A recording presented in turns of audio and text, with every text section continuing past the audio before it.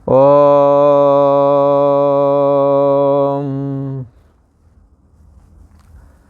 श्री योग वासिष्ठ के उपशम प्रकरण में श्री वशिष्ठ जी महाराज बोले, हे राम जी, राजा जनक ने जब अपने उपवन में शाल्मली वृक्ष के नीचे 7 सिद्धों के द्वारा जब उपदेश सुना और जब उन्होंने ब्रह्माभ्यास किया, बारंबार जगत के मिथ्यात्व का निश्चय किया, तो वैराग्य हो गया। और वो विचारते हैं, अपने मन से कहते हैं, राजा जनक कहते हैं, अरे चित्त, चित्त कहते हैं मन को, मन कहो चित्त कहो ये कई बात। इसलिए वो कहते हैं, हे चित्त, तू जिस जिस दशा में गिरा है, धन पुत्र स्त्री आदि में, कौन कौन सी दशा? धन पुत्र स्त्री आदि। बचपना में खेल दशा में, जवानी में स्त्री पुरुष आदि की दशा में, बुढ़ापे में तृष्णा वाली दशा में, जो करते रहे उसी का चिंतन कर रहे हैं। अब बस का कुछ रह नहीं गया, न मुख में दांत रह गए, न पेट में आंत रह गई। अब ये तन की चादर मैली हो गई बाबरे, अब बच्चों वाले काम मत करो। राजा जनक अपने चित्त से कहते हैं, हे चित्त, तू जिस जिस दशा में गिरा है, कोई एक दशा है? ये मन दिन में सैकड़ों दशा में गिर जाता है। कभी झूठ बोलेगा, कभी सच की ओर जाएगा, तो कभी राग द्वेष काम क्रोध लोभ आदि दशा में गिरता रहता है। हे चित्त, तू जिस जिस दशा में गिरा है और जो जो भोग भोगे हैं, वे सब मिथ्या हैं, सदा रहने वाला कोई नहीं है। तृप्ति तो किसी से ना हुई चित्त। राजा जनक अपने चित्त से कहते हैं, चित्त, अनेकों तरह के भोग भोगे, अनेकों दशाओं में तू गिरा, परंतु तेरे को तृप्ति तो नहीं हुई। और वैसे भी ये बात तो लगभग जानते हैं, आज की पढ़ाई में भी बताई जाती है, अर्थशास्त्र वगैरह में, कि धन संग्रह से कभी इच्छा भरती नहीं है। और इसी प्रकार शान शौकत की वस्तुओं से कभी इच्छा भरती नहीं है। इसी प्रकार से काम सुख से किसी की भी, दोनों में से किसी की भी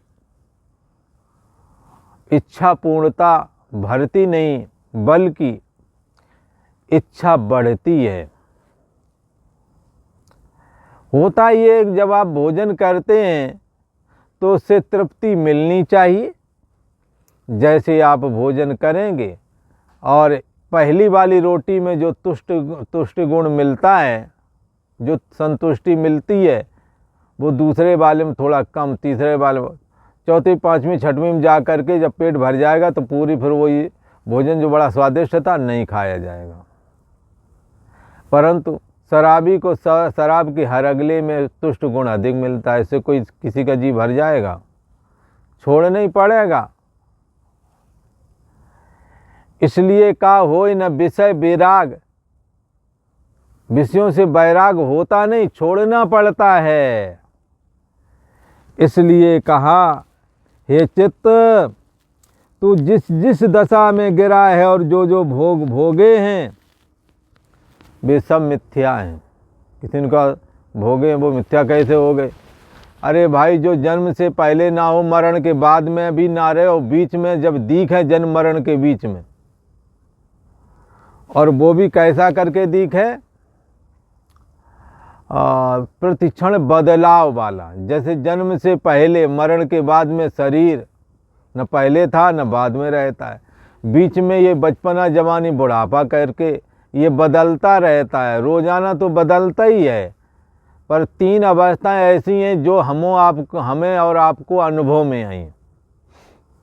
जैसे उदाहरण के लिए बच्चे के चेहरे पर बाल, दाढ़ी, बाल, मूछ आदि नहीं होता है, परंतु जिस दिन से जन्मा बाल भी निकलने की कोशिश उसी दिन से करने लगे। परिवर्तन होता रहा है। हाँ, जो शैशव अवस्था बिल्कुल छोटी वाली अवस्था उससे थोड़ा बड़ा हुआ, वृद्धि, फिर विपरिणाम और वृद्धि हुई। 18 साल या 19-20 के लगभग में लगभग लोगों के दाढ़ी बाल आए जाते हैं, 17 से लेकर 18-20 तक के बीच में। ये प्रक्रिया चल रही, हम समझ नहीं पाते। जब दाढ़ी बाल आ गए तब लगा कि यार ये तो आ गए, तो परिवर्तन तब समझ में आया। परंतु ये परिवर्तन प्रतिदिन हो रहा है। जैसे गंगा जी जो पीछे साइड में चल रही हैं, अपने पीछे साइड में गंगा जी हैं इधर, तो अभी गंगा जी का जो जल आप अभी देखेंगे वो दूसरे क्षण आगे निकल जाता है, फिर देखोगे तो दूसरा जल आ जाता है। लगता ये कि वही जल है, पर जल दूसरा होता है। कल जिस गंगा जी के जल को देखा वो तो समुद्र में गया, आज जो देख रहे हैं वो दूसरा है। ऐसे ही आज बचपने वाला शरीर जो है कल दूसरा हो जाता है, समझ में नहीं आता। वो काल चक्र में आगे को गया और ख़त्म हो गया। दूसरा शरीर, तीसरा शरीर, प्रतिक्षण बदलने वाला शरीर ये है। और एक दिन बदलते बदलते काले बाल भी सफ़ेद हो जाते हैं। तब लगता है यार बदलाव तो होता रहा, हम जान नहीं पाए। ये समय की घड़ी, ये समय की सुई, ये काल चक्र बड़ा बारीक है। इसे हमारी आपकी बुद्धि पकड़ नहीं सकती। लिहाजा काल चक्र के द्वारा हुए बदलाव जो कि प्रतिदिन होता है, नहीं पकड़ पाए हम लोग। कल की जैसी मना स्थिति थी और कल जैसा जीवन जिया था, आज कुछ अलग है। आज जैसा जी रहे हो तो आगे आने वाला जो कल होगा उसमें कुछ अलग होवेगा। वातावरण में परिवर्तन होगा, वाइब्रेशन में कुछ अलग तरीके का होवेगा, मना स्थिति कुछ और होवेगी। ये प्रतिक्षण बदलाव होता है। इस बदलाव होने के कारण ही इस जगत को, समस्त पद पदार्थों को मिथ्या कहा जाता है। इसी में शब्द, स्पर्श, रूप, रस, गंध और धन, पुत्र, स्त्री आदि ये सारे विषय, ये सारे के सारे विषय कैसे बताए गए हैं? मिथ्या हैं, बदलते रहते हैं। इनकी एक जैसी स्थिति नहीं रहती। राजा जनक सिद्धों के द्वारा जो ब्रह्माभ्यास आपस में हो रहा था सिद्धों का, उसको सुनकर के दुर्लभ तत्व ज्ञान में दृढ़ स्थिति को प्राप्त हो गए और उन्हें संसार से वैराग्य हो गया। और वो अपने चित्त से कहते हैं, हे चित्त, तूने बड़े भोग भोगे हैं, जिस जिस दशा में भोगों की गिरा है, और जो जो भोग तूने भोगे हैं वे सब मिथ्या हैं। सत्य समझ करके, रमणीक समझ करके, आनंददायी समझ करके भोगों में प्रवृत्त हुए थे और भोग भोगने हम निकले थे। भोगों को तो हम भोग न सके, पर भोगों ने ही हमको भोग लिया। कहते हैं राजा जनक, कहते हैं तृप्ति तो फिर भी ना मिली, सारा जीवन दांव पर लगा लिया, तृप्ति नहीं मिली। हो विषयों से वैराग्य नहीं होता है, करना पड़ता है। तो यहाँ कहते हैं, इससे भ्रम रूपी भोगों को जब मैं त्यागूंगा तब ही मैं परम सुखी होऊंगा। राजा जनक कहते हैं, बहुत उचित अनुचित भोग बारंबार हमों भोगे, कभी उचित भोगे कभी अनुचित भोगे हैं, परंतु तृप्ति कभी न हुई। जैसे धन संग्रह से इच्छा तृप्त नहीं होती, शान शौकत की वस्तुओं से इच्छा नहीं भरती। आप बड़ी मुश्किल से एक छोटे स्तर की एक कार ले आए, किसी ने बगल में उससे बड़ी वाली खड़ी कर दी, अब तुम्हारा खत्म मामला। तो ये क्या है? शान शौकत, अरे तुम्हारा काम चल ही रहा था, अब कोई बगल वाला उससे अच्छी कार ले आया तो तुम्हारे को ऐसा क्यों लगता है कि हमारे को लगता बेकार हो गई, अब तुम्हारा तो काम चल ही रहा है।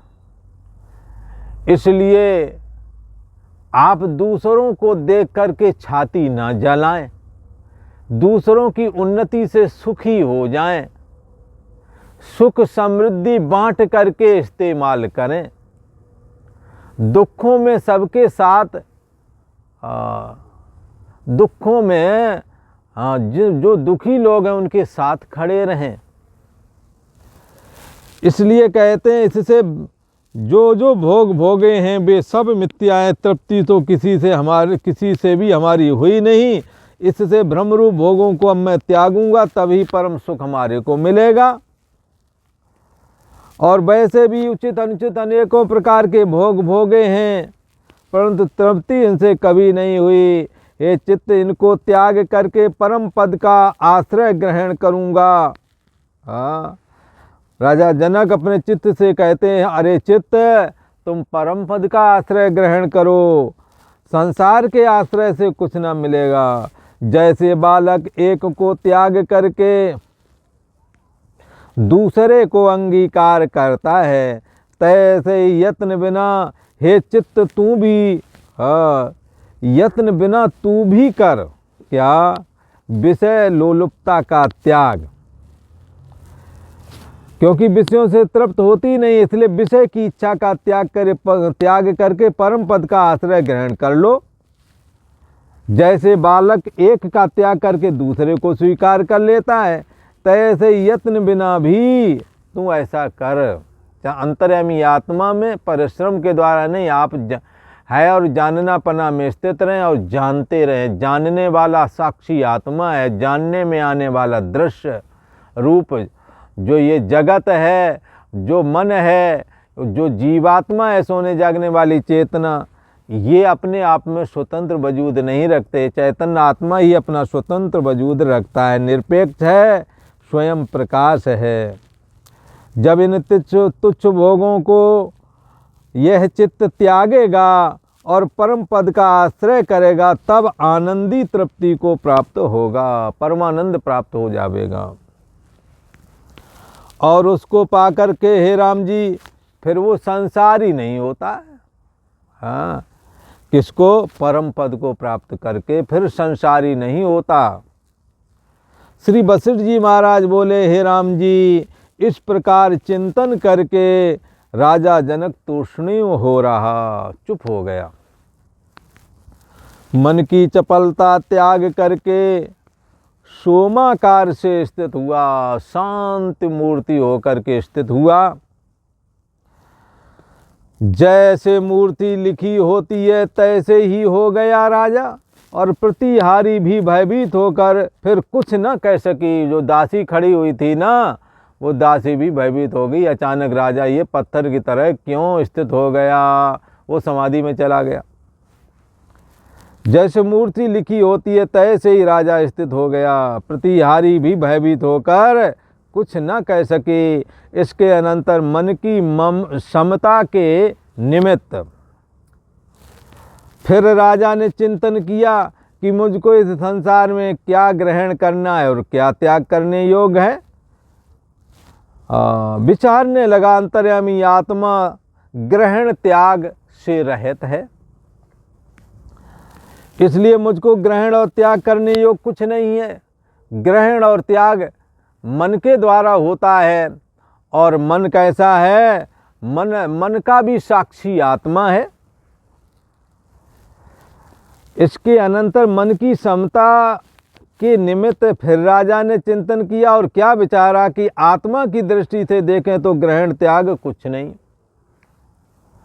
और मन की दृष्टि से देखें तो मन इंद्रियों के माध्यम से विषयों को ग्रहण करता है और त्याग भी करता है। पर राजा ने चिंतन किया, आत्मा तो इन सब से अलग है। आत्मा ग्रहण में, आत्मा किसका ग्रहण करे और किसका त्याग करे, ये चैतन्य सत्ता आत्मा सदा असंग रूप है। इसलिए त्याग करने योग्य मेरे लिए कुछ नहीं है। ऐसा राजा जनक ने कहा। मैं किसको साधूं, मैं किसको साधूं, किसकी साधना करूं और किस वस्तु में धैर्य धारण करूं। कौन सी वस्तु का धैर्य धारण करें, क्योंकि सारी वस्तुएं ये सब चैतन्य सत्ता आत्मा में काल्पनिक है। तो यहाँ कहते मैं किसको साधूं और किस वस्तु में मैं धैर्य धारूं। सब पदार्थ तो यहाँ नाशवान है, कोई ऐसा पदार्थ नहीं जो स्थायी हो। इसलिए राम राज्य नहीं रहा और रावण राज्य भी नहीं रहा। इसलिए राम गयो राम राज्य गया, रावण राज्य गया। राम गयो रावण गयो, जिनके बहु परवार, कह नानक सुन रे मना, सुपने ज्यों संसार। सब विषय नाश रूप हैं, मुझको क्रिया अथवा कर्म करने से क्या प्रयोजन है और ना करने से हमें हानि क्या है। क्योंकि चित्त से जगत दिखता है, चित्त कहो मन से जगत दिखता है और मन का होना ही जगत है, मन का ना होना ही सुसुप्ति है, सो जाना है। तो इसमें क्या ग्रहण करें क्या त्याग करें। अंतर्यामी आत्मा तो ग्रहण त्याग भाव से रहित है। इसलिए मुझको न तो करने से कोई प्रयोजन रह गया है और ना ही ना करने से कोई प्रयोजन हो रह गया है। ना करने से हमारी कोई हानि नहीं है। नैव तस्य कृते नार्थो ना कृते नेह कश्चन, न चास्य सर्वभूतेषु कश्चिदस्य विपाश्रयः। किसी भी तरह की कोई आवश्यकता नहीं रह गई है। नैव तस्य कृते नार्थो से न तो करने से कोई प्रयोजन सिद्ध होता है, तो ना करने से कोई पाप भी नहीं लगता। न कृते नार्थो न कृते ने कश्चन, न चास्य सर्वभूतेषु, समस्त दुनिया के भूत प्राणियों में किसी से भी उसे कोई मतलब गर्ज नहीं रह जाती। इसलिए मुझ चैतन्य सत्ता आत्मा को क्या करना, क्या प्रयोजन है, ना करने से क्या हानि है और करने से कोई लाभ हो, तो ऐसी बात भी नहीं। करने ना करने से मैं अलग हूँ। जो कुछ कर्तव्य है वह तो शरीर करता है, मन शरीर के माध्यम से करवाता है। निर्मल अचर रूप चैतन्य सत्ता जो आत्मा है वो कैसा है, न कुछ करता है न करवाता है। निर्मल अचर रूप चैतन्य न करता है, शरीर मन इंद्रियां ही करने वाली हैं और न ही भोगता है। क्योंकि मन में जब भोक्तापना होता है, जब मन विषय लोलुपता की ओर दौड़ता है तो भोक्ता कहलाता है। ना कुछ भोगता है और कौन वाला, निर्मल चैतन्य सत्ता। ये जो आत्मा है निर्मल अचर रूप चैतन्य है, ये ना करता है ना भोगता है। इससे हे राम जी राजा जनक को जो ब्रह्माभ्यास किया, राजा जनक ने जो सुना सिद्धों के द्वारा किया जा रहा जो ब्रह्माभ्यास था, उस ब्रह्माभ्यास को राजा जनक ने सुना, उसी के अनुसार चिंतन किया तो यह निश्चय किया कि चैतन्य सत्ता आत्मा मैं हूँ और मुझ चैतन्य सत्ता आत्मा के करने से क्या प्रयोजन और ना करने से क्या हानि। जो कुछ कर्तव्य है वह शरीर करता है। निर्मल अचल रूप चैतन्य न करता है न भोगता है, इससे मुझे कोई कर्तव्य नहीं, ऐसा राजा जनक विचार कर रहे हैं। और आज इतना ही। ओम। वीडियो यदि अच्छा लगे तो शेयर करें, सब्सक्राइब करें और लाइक करें और बेल आइकन को ज़रूर दबाएं।